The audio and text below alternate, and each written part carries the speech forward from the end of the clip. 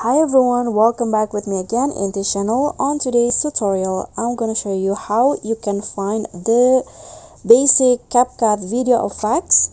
And here I've already opened the CapCut app. So as you already knew that CapCut has made some updates on their apps, and the basic category on the video effect is no longer there.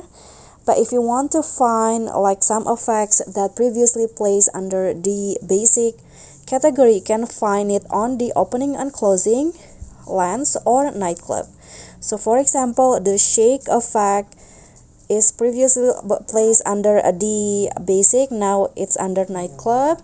And the lens, you can also find like the edge glow, the soft effect from the basic. And on the opening and closing, you can find the blurred effect like hollow blur, oblique blur, that is previously placed under the basic effect. Okay, so that's some tips from me. I hope this will be helpful. So don't forget to like, comment, subscribe, and click on the thanks button. Bye.